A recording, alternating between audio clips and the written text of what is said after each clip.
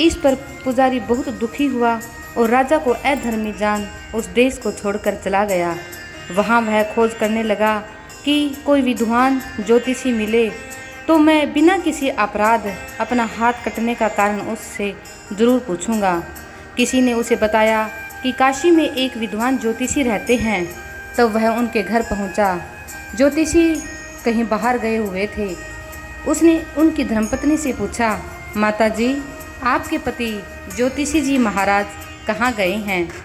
तब उस स्त्री ने अपने मुख से अयोग्य और बहुत ही बुरे शब्द कहे, जिनको सुनकर वह ब्राह्मण हैरान हुआ और मन ही मन कहने लगा कि मैं तो अपने हाथ काटने का कारण पूछने आया था, परंतु अब इनका ही हाल पहले पूछूंगा। इतने में ज्योतिषी वहां आ गए। घर में प्रवेश करते ही ब्राह्मणी ने अनेक दुर्वचन कहकर उन ज्योतिषी का बहुत ही तिरस्कार किया, परंतु ज्योतिषी जी बिल्कुल चुप रहे और अपनी स्त्री से कुछ भी नहीं कहा। उसके पश्चात वे अपनी गद्दी पर आकर बैठ गए। ब्राह्मण को देखकर ज्योतिषी जी ने उनसे कहा, कहिए ब्राह्मण देवता, कैसे आना हुआ?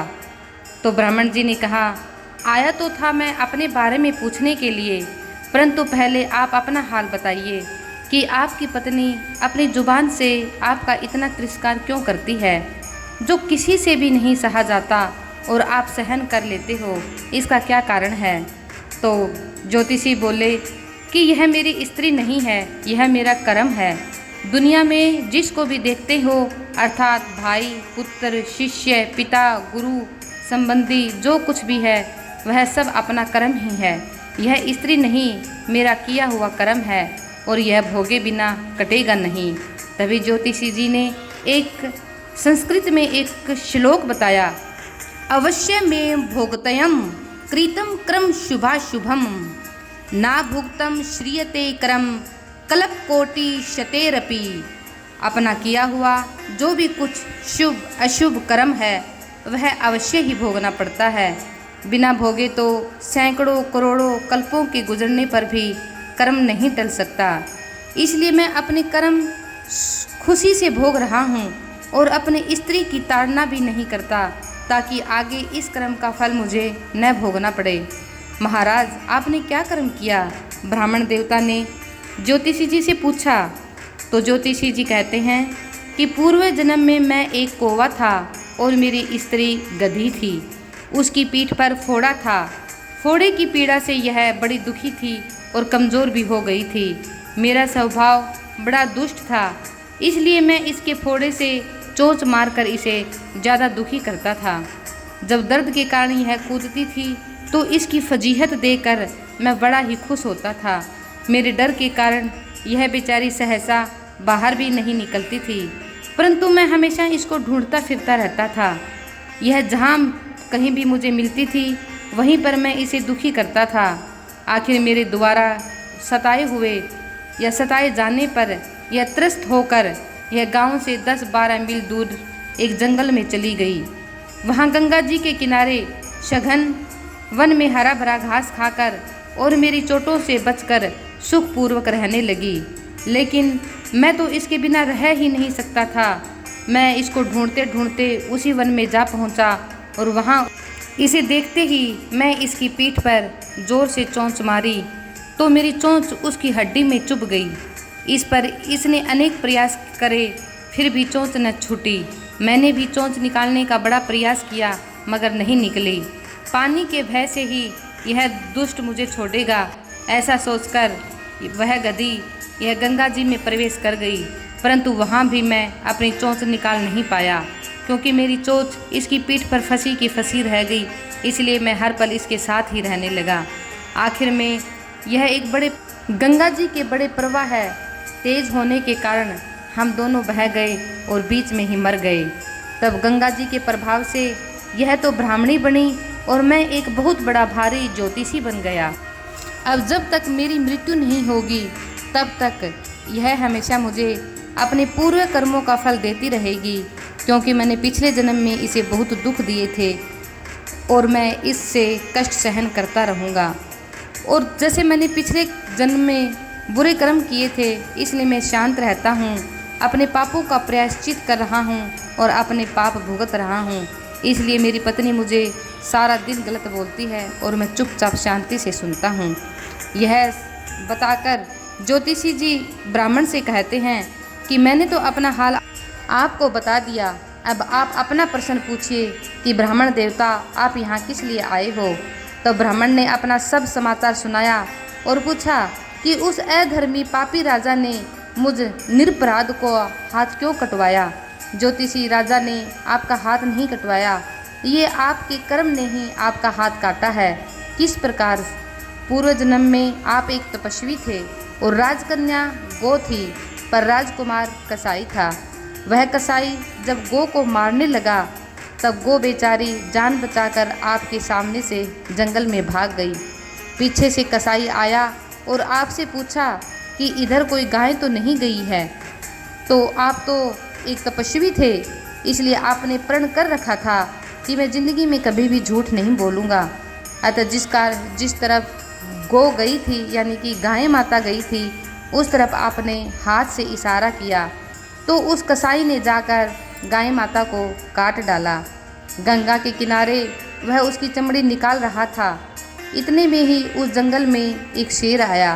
दोस्तों, वहाँ पे वह कसाई उस गो की चमड़ी को उतार रहा था, तभी उस जंगल में शेर आ गया और गाय को और कसाई को दोनों को खाकर गंगा जी के किनारे ही उनकी हड्डियों को फेंक आया और गंगा के तेज प्रवाह के कारण वो हड्डियाँ उस गंगा में बह गई।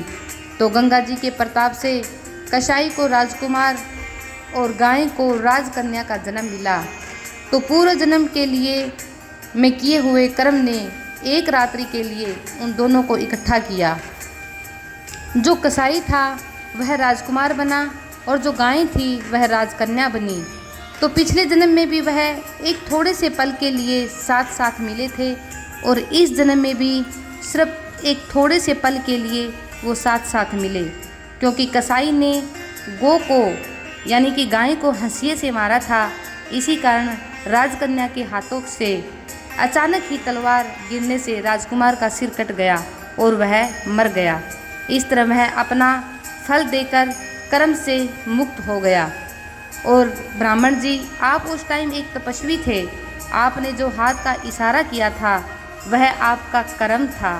आपके उस पाप कर्म के कारण एक गाय की मौत हो गई और उसके कारण आपका इस जन्म में आपका हाथ कट गया।